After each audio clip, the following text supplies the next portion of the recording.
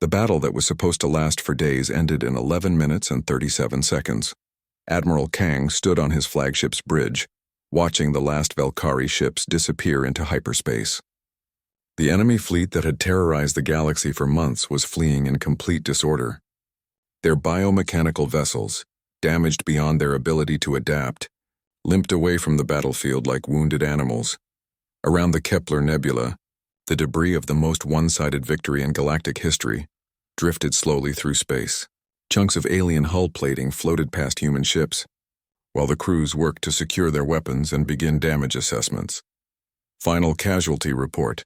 Admiral Kang requested from his operations officer. Captain Lee Yuna looked up from her console with barely contained amazement. 0 human vessels destroyed, 0 human casualties. Minor damage to 3 destroyers from debris impacts during the battle. Ammunition expenditure is at 34% of available stores. The numbers were almost impossible to believe. The combined might of dozens of advanced civilizations had been crushed by the Valkyrie swarm. Fleets that had taken generations to build had been destroyed in hours. But the human force, using weapons that most species considered primitive, had achieved total victory without losing a single ship. The communication channels crackled with transmissions from the alien observers on the Council command ship. General Thexari's voice came through first, his reptilian tones filled with wonder and confusion. "How?" was all he managed to say. Commander Han Seokin smiled as he prepared his response. "The Valkyrie are the perfect adaptive enemy. They can analyze any energy weapon, reverse engineer any exotic technology, and develop countermeasures faster than any organic mind can create new attacks." But they made one critical assumption. Captain Kim Jisoo joined the conversation from her destroyer. They assumed that any spacefaring civilization would use advanced weapons. Energy beams, exotic matter manipulation, dimensional attacks. They prepared for everything except the simple application of kinetic force. The alien commanders listened with something approaching religious awe as the humans explained their doctrine. Admiral Korvex's crystalline form flickered, with confused patterns of light as he tried to understand how such primitive weapons could succeed where his advanced technology had failed. "But kinetic weapons are so basic," protested Commander Velox of the Quantum Alliance. "Any first-year engineering student could build a magnetic accelerator." Captain Ominje chuckled from her battleship. "That's exactly the point. The Valkyrie could adapt to a quantum disruptor because they could understand and learn from the science behind it. But they can't adapt to a tungsten rod moving at 50,000 kilometers per second. Physics is physics no matter how smart you are." Lieutenant Colonel Nam Ji-won's fighter squadron was returning to their carrier after pursuing the fleeing enemy ships. His small craft looked insignificant next to the massive alien vessels around him, but those same fighters had helped destroy the galaxy's most dangerous military force. "Red leader to Olsen's Pride," he transmitted. "All fighters accounted for returning to base. The Valkyrie won't be bothering anyone for a very long time." The aftermath of the battle revealed just how complete the human victory had been. Intelligence reports showed that the Valkyrie hive mind was in chaos, unable to process what had happened. For a species that defined itself through adaptation and learning, the encounter with weapons they couldn't adapt to had been psychologically devastating. Captain Ryu Dae-hyun supervised the recovery of his ship's spent ammunition casings. The simple metal cylinders that had once held tungsten projectiles were being collected and recycled. Nothing was wasted in the human fleet. Even their garbage served a purpose. "Sir," his weapons officer reported, "the enemy left behind some interesting wreckage, biomechanical components that might be worth studying." "Bag it and tag it," Ryu replied. "But remember, they can learn from our technology too. Make sure everything is properly secured." The lesson of the battle wasn't lost on anyone. The Valkyrie's greatest strength had also been their greatest weakness. Their ability to adapt to any threat had made them overconfident, convinced that no enemy could surprise them. They had never considered that the solution might be to go backward instead of forward. Admiral Kang received a priority transmission from Earth Command. The news of the victory was already spreading through human space, and the reaction was one of quiet pride rather than celebration. Humanity had always known that their simpler approach to warfare had value. It was satisfying to have that belief confirmed on such a dramatic scale. "What's our next move, Admiral?" asked Commander Park Dong-yun. "We return home," Kang replied. The Velkari won't threaten the galaxy again anytime soon. They'll spend years trying to figure out how to counter kinetic weapons, and by the time they do, they'll have forgotten how to fight energy-based ones. The human fleet began its journey back to familiar space, leaving behind a galaxy that would never look at humanity the same way again. The species that other races had barely included in their military planning had solved their greatest crisis using methods so simple that everyone else had forgotten they existed. As the ships jumped to hyperspace, Captain Lee Borum reflected on the battle from her destroyer's bridge. The victory had been won not through superior technology or revolutionary tactics, but by remembering that sometimes the oldest solutions were still the best ones. In the end, she told her crew, it wasn't about being smarter or more advanced. It was about remembering that some things never change. A rock thrown hard enough is dangerous no matter how sophisticated you think you are. The human fleet disappeared into hyperspace, leaving the Kepler Nebula quiet once again.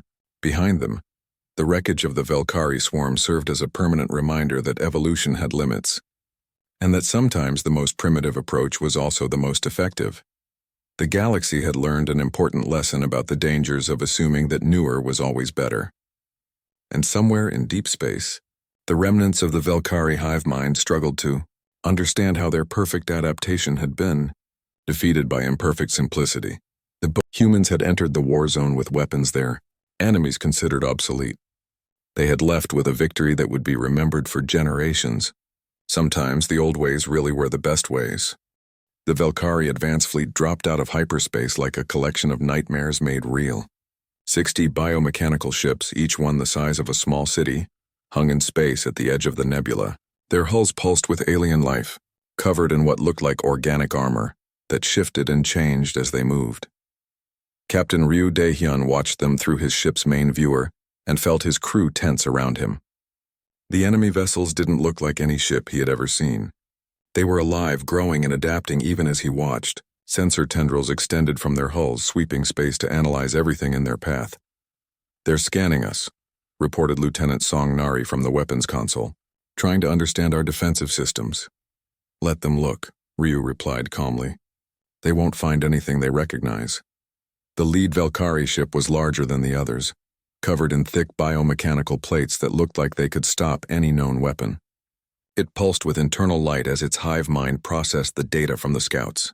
The collective intelligence of the swarm had never encountered anything like the human fleet. On the flagship, Admiral Kang monitored the tactical display as the enemy ships approached.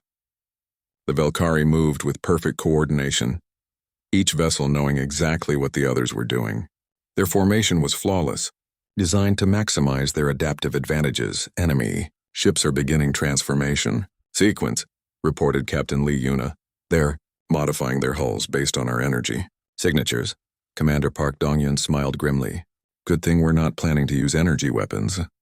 The first Velkari probe ship accelerated toward the human line. It was smaller than the others, designed for reconnaissance and first contact with enemy forces. Its hull began shifting as it approached, growing thicker armor plates and extending weapon pods that glowed with deadly energy. The creature's hive mind was confident. It had analyzed thousands of battles, learned from every weapon type the galaxy's species could produce. Energy shields, plasma cannons, quantum disruptors, exotic matter bombs. It had seen them all and developed countermeasures for each one. These humans would be no different. The probe ship reached optimal firing range and prepared to demonstrate its superiority. Its biomechanical weapons charged with power as it locked onto the nearest human destroyer. The Incheon's Fury hung in space directly ahead, its angular hull bristling with primitive-looking gun barrels. Captain Lee Borum watched the alien ship approach on her tactical screen. Her crew had been quiet for the past hour, making final preparations for combat. The ship's magnetic accelerator cannons were loaded and ready, their tungsten projectiles sitting in the firing chambers like patient bullets. "Target acquired," reported her weapons officer. "Range 50,000 kilometers and closing. Hold fire until they're closer," Lee ordered. "Let them make the first move."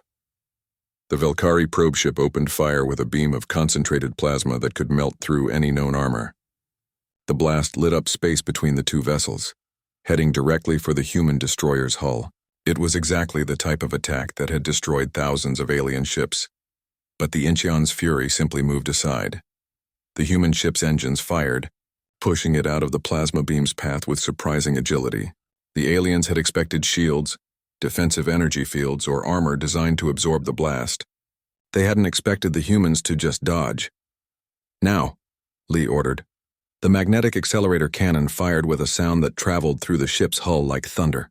The tungsten projectile shot out of the barrel at 15% of light speed, crossing the distance between ships in a fraction of a second. The Valkyrie probe ship had no time to react. Its sensors detected the incoming projectile, but the hive mind couldn't understand what it was seeing. There was no energy signature to analyze, no exotic physics to counter. Just a piece of metal moving very fast. The tungsten rod hit the alien ship's hull and punched completely through it. The kinetic energy was so intense that it vaporized everything in its path, creating a tunnel of superheated plasma that extended from one side of the vessel to the other. The biomechanical ship convulsed once and died, its adaptive systems failing as its core structure collapsed. For the first time in their existence, the Valkyrie hive mind experienced something close to confusion. The transmission from the destroyed probe ship had cut off mid-analysis, leaving only a final image of a simple metal projectile that had somehow bypassed all their defenses. Classification unknown. The collective intelligence broadcast to its remaining ships. Adaptation impossible. Repeat, adaptation impossible. Captain Kim Jisoo opened fire from her position on the human battle line. Her destroyer's railgun sent streams of hypersonic steel projectiles into the alien formation. Each shot was a simple metal slug accelerated by magnetic fields to velocities that turned them into relativistic weapons. The Valkyrie ships tried desperately to adapt. Their biomechanical hulls thickened, growing additional armor layers to protect against kinetic impact. But there was nothing to learn from the human weapons. No energy patterns to copy. No exotic technology to reverse engineer. The humans were literally throwing metal at them, and no amount of biological adaptation could change the laws of physics. "Impossible," transmitted Admiral Korvex from the Council command ship. "They're using kinetic weapons. Simple projectile technology. That's barely above Stone Age warfare." Commander Han Soken chuckled as he watched another Valkyrie ship die under human fire. Sometimes the Stone Age had the right idea. The alien observers watched in amazement as the most advanced adaptive intelligence in galactic history was completely helpless against humanity's simple approach to warfare. The Valkyrie could learn from energy weapons because they understood the science, but they couldn't learn from kinetic weapons because there was no science to learn, just basic physics applied with devastating effectiveness. Captain Minjae's battleship fired its main guns in a coordinated salvo. 6 tungsten rods shot across space like angry meteors, each one carrying enough kinetic energy to level a city. They struck a Valkyrie command ship simultaneously, overwhelming its defenses through simple brute force. The enemy vessel tried to regenerate its damaged sections, but the kinetic impacts had caused too much structural damage. Its biomechanical systems failed one by one as the ship broke apart, unable to maintain its living architecture. Target destroyed. O reported with satisfaction, moving to engage next priority target. The Valkyrie advance fleet was in complete chaos. Ships that had never known defeat were being systematically destroyed by weapons their creators had considered obsolete. The hive mind's perfect coordination began to break down as panic spread through the collective intelligence.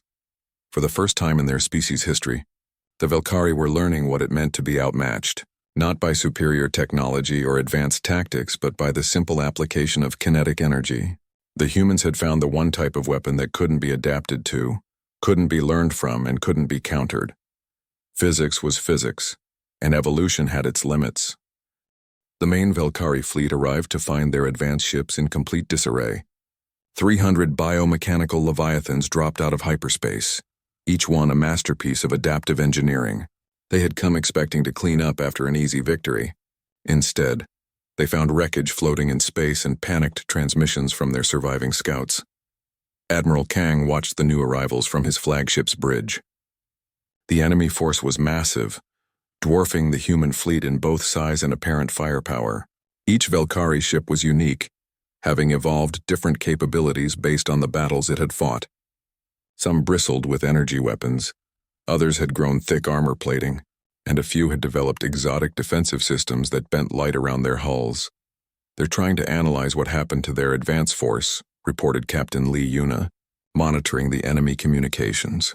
The hive mind is confused. They can't understand how their ships were destroyed so easily. Commander Park Donghyun pulled up the tactical display showing both fleets. They're used to fighting predictable enemies. Energy weapons, force fields, exotic matter, all things they can study and counter. They have no framework for dealing with simple kinetic weapons. The lead Valkyrie command ship was a monster the size of a space station. Its hull was covered in sensory organs that pulsed with alien intelligence, trying to understand the battlefield. Weapon ports opened along its flanks, revealing destructive systems that could level planets. It had never lost a battle, never even been seriously damaged. Captain Cho Ye-jin prepared her carrier for combat operations. The Ulsan's Pride was one of humanity's few dedicated fighter carriers, built to launch and recover small attack craft in the heat of battle. Her flight crews had been working non-stop to prepare their aircraft for launch. All squadrons report ready for launch, her flight operations officer announced. Pilots are standing by. What waited in the carrier's launch bays would have seemed laughable to most galactic military observers. Human fighter craft were tiny compared to alien vessels, powered by simple chemical rockets and armed with weapons that predated spaceflight. But they had advantages that more advanced fighters lacked. They were fast, agile, and completely unpredictable. The Valkyrie fleet began its attack run, confident despite the loss of their scouts. The hive mind had decided that the humans must have used some type of exotic kinetic weapon, perhaps gravity manipulators or mass drivers enhanced with unknown technology. They would adapt to whatever new threat these primitive beings could present. Launch all fighters, Admiral Kang ordered across the fleet communications. The human carriers opened their launch bays and released swarms of single-seat fighters into space. Lieutenant Colonel Nam Jawan led his squadron away from the mothership, feeling the familiar weight of acceleration as his chemical rockets fired. His fighter was a simple design, a life support pod attached to engines and weapons built for one purpose only. "Red Squadron, form up on my wing," he transmitted to his pilots. "We're going after that command ship." The Valkyrie vessels opened fire as the human fighters approached. Beams of energy crisscrossed space, creating a deadly web of destruction that should have wiped out the attacking force. But the human pilots flew like their ancestors had fought in atmospheric wars centuries ago, dodging, weaving, using every bit of skill and instinct they possessed. Nam's fighter dove through a gap between two energy beams, his cockpit shaking from the heat of their passage. He could see the massive Valkyrie command ship growing larger ahead of him, its hull covered in weapon systems that tracked his approach. But those weapons were designed to fight other capital ships, not tiny agile fighters moving at maximum speed. "Fox 2, he called out, launching a missile at the alien vessel. The weapon was simple by galactic standards, a chemical rocket with an explosive warhead and basic guidance system. It couldn't phase through dimensions or manipulate time. It was just a bomb with a rocket motor attached. But as it struck the Valkyrie ship's hull and detonated, it proved that simple could be devastatingly effective. The explosion tore a hole in the alien vessel's biomechanical armor, causing internal systems to fail as atmosphere vented into space. The ship's adaptive capabilities tried to seal the breach, but more missiles were already incoming from other human fighters. Captain Yoon Sungmin's battleship took position at the center of the human formation and began the methodical destruction of the enemy fleet. The Daigu's Thunder was the pride of human naval engineering, a massive vessel built around the largest magnetic accelerator cannons ever constructed. "Main batteries, target the enemy flagship," he ordered. The ship's primary weapons were telephone pole-sized tungsten rods accelerated to significant fractions of light speed. When they fired, the recoil was strong enough to push the entire battleship backward, despite its massive size. The projectiles crossed space faster than the enemy could react, striking with the force of nuclear weapons. The Valkyrie flagship tried to adapt, growing thicker armor plating around the impact sites. But each new layer was simply blasted away by the next salvo. The biomechanical ship began to break apart as its structural integrity failed under the constant kinetic bombardment. "Direct hit on enemy command vessel," reported the weapons officer. "Target is breaking up." The destruction of their flagship sent panic through the Valkyrie fleet. The hive mind that had coordinated their attacks began to fragment as communication links were severed. Individual ships started making their own decisions, some trying to retreat while others continued the attack. Captain Lee Borum led her destroyer squadron in a flanking maneuver against the enemy's left wing. Her ships moved in perfect coordination, their railguns firing continuously as they swept along the alien battle line. Each destroyer was small compared to the Valkyrie vessels, but their concentrated firepower was overwhelming. "Target the weapon systems first," she ordered her squadron. "Disable their offensive capabilities, then go for the main hull." The human ships fought like wolves attacking a herd of giant beasts. They were individually smaller and weaker, but they were faster and more coordinated. Where the Valkyrie relied on their adaptive technology and individual strength, the humans used teamwork and tactics perfected over centuries of warfare. The battle began to turn decisively in humanity's favor. Ship after ship fell to kinetic weapons that the Valkyrie couldn't counter or adapt to. Their biomechanical hulls, designed to evolve against energy attacks, were helpless against simple physics applied with overwhelming force. Commander Ryu De-hyun watched from his destroyer's bridge as another enemy vessel died under his ship's guns. "It's almost too easy," he commented to his crew. "They're so used to fighting advanced weapons that they've forgotten how to deal with basic ones." The Valkyrie hive mind broadcast a desperate message on all frequencies. "Request immediate tactical analysis. Enemy weapons exceed all known parameters. Adaptation matrix cannot process kinetic attacks of this magnitude.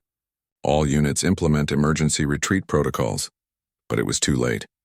The human fleet had found its rhythm, and there was no escape from simple physics applied with precision and overwhelming firepower.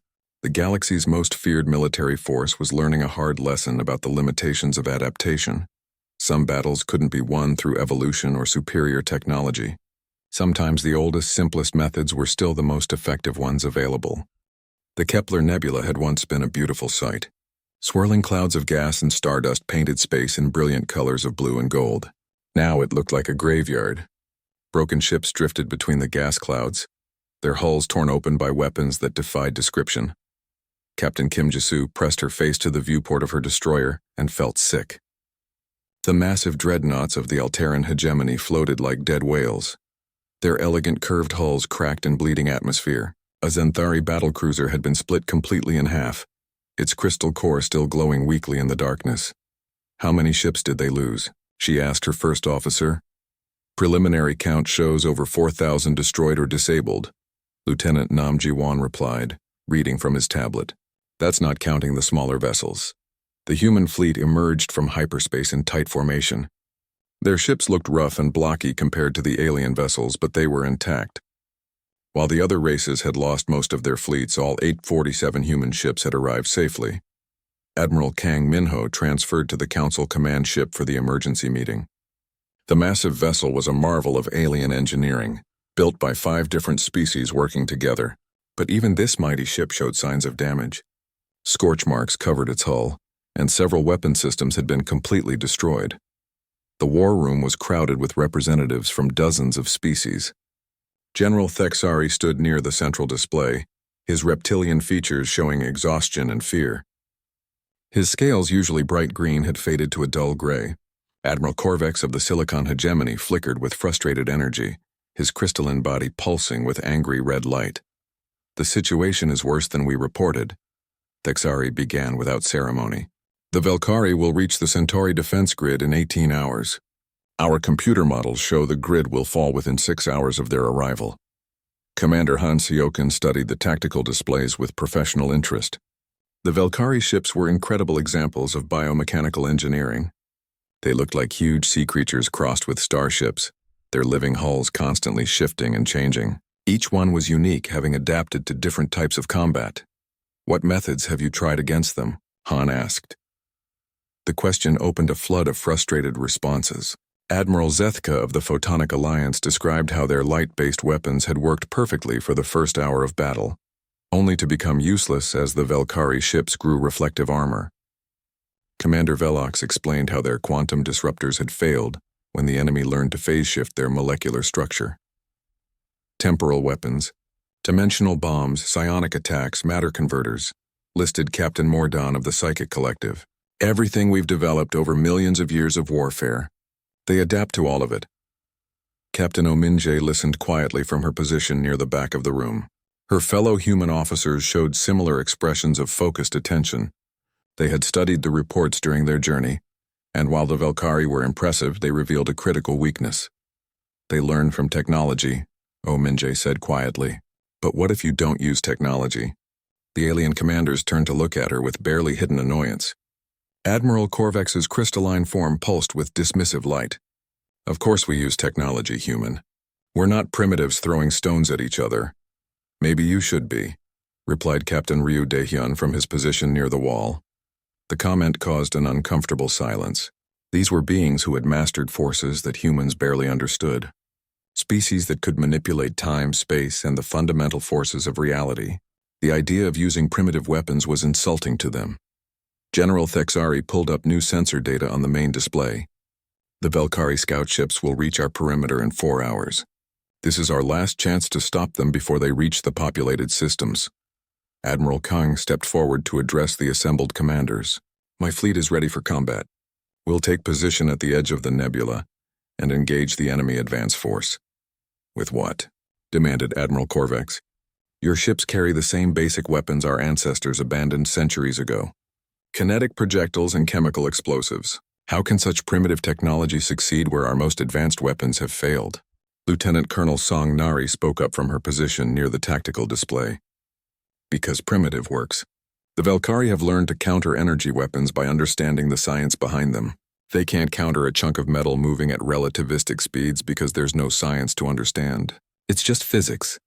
The alien officers looked at each other with expressions of doubt and desperation. They had lost too many battles to dismiss any possibility, no matter how unlikely it seemed. But the idea that simple kinetic weapons could defeat the galaxy's most dangerous enemy seemed impossible.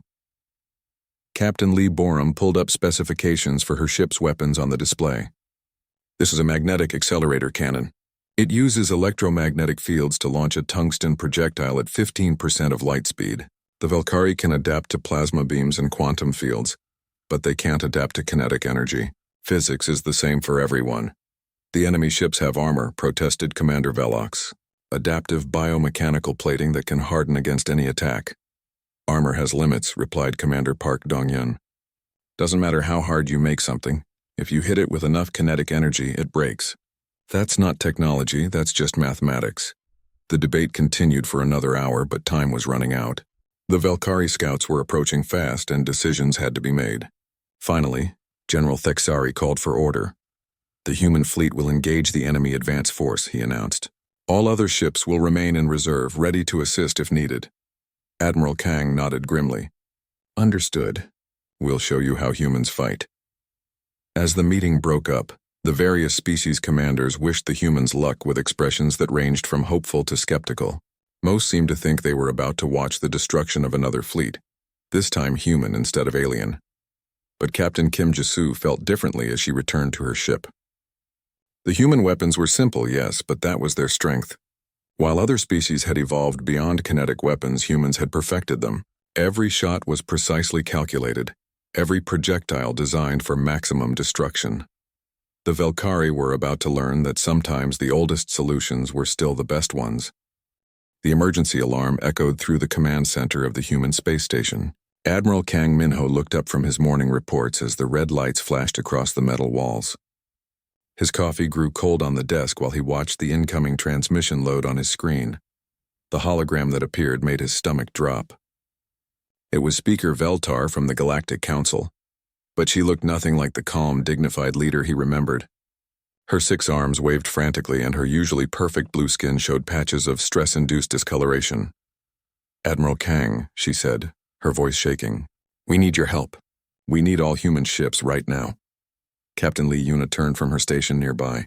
She had been working on routine patrol schedules, but those seemed pointless now. The look on the speaker's face told them this was no ordinary request. What happened? Minho asked, though he suspected he already knew. The Velkari swarm broke through our defenses at Proxima Junction, Veltar replied.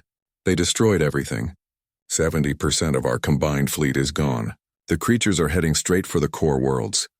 Commander Park Dong-hyun pulled up the battle reports on the main display. The numbers were terrible.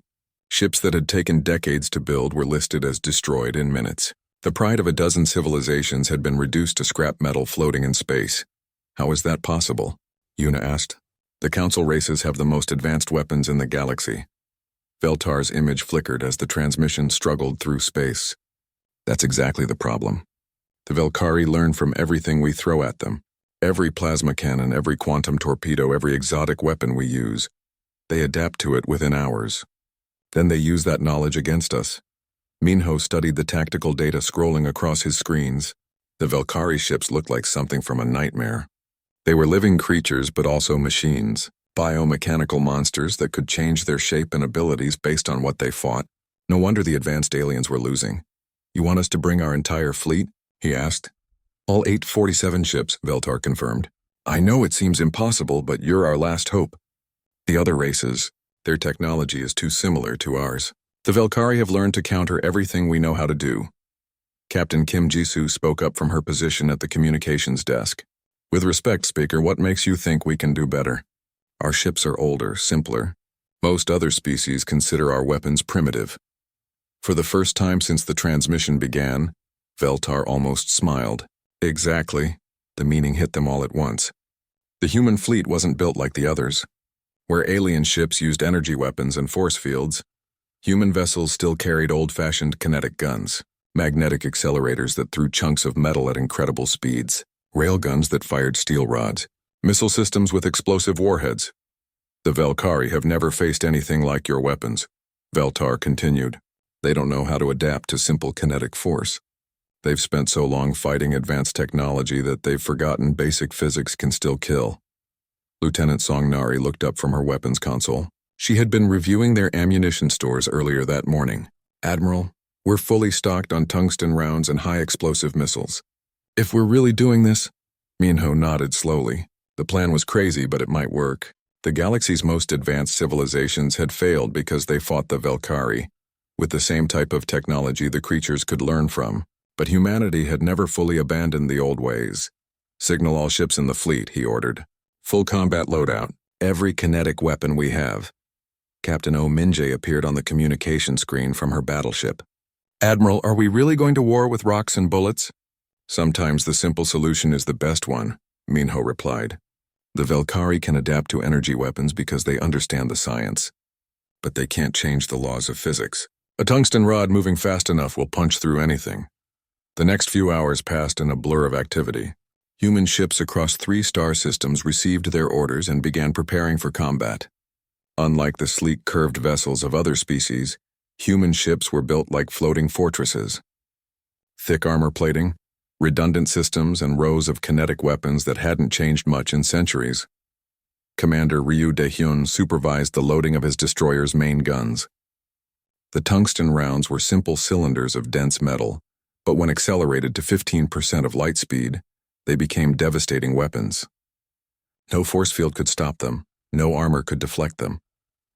It's almost funny, said Captain Lee Borum as she watched her crew load railgun ammunition.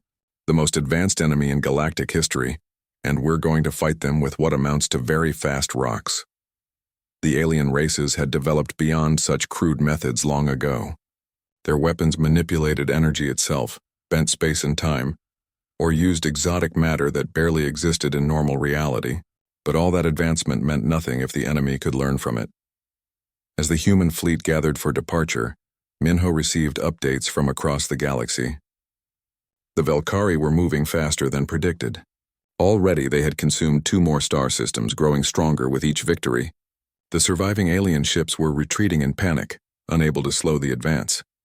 Jump coordinates confirmed, Yuna reported. All ships ready for hyperspace.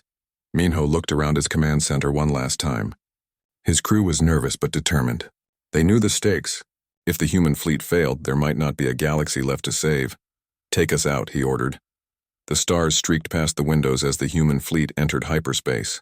Behind them, Earth continued its peaceful orbit, unaware that its children were heading into the most important battle in galactic history. Ahead lay the Kepler Nebula, where the remnants of a dozen civilizations waited for a miracle. Admiral Kang Minho settled back in his command chair and smiled grimly. The galaxy was about to learn an important lesson about the value of keeping things simple. Sometimes the old ways were the best ways, and humanity had never forgotten that basic truth. The Velkari swarm was about to discover that evolution had limits, and physics was the same for everyone,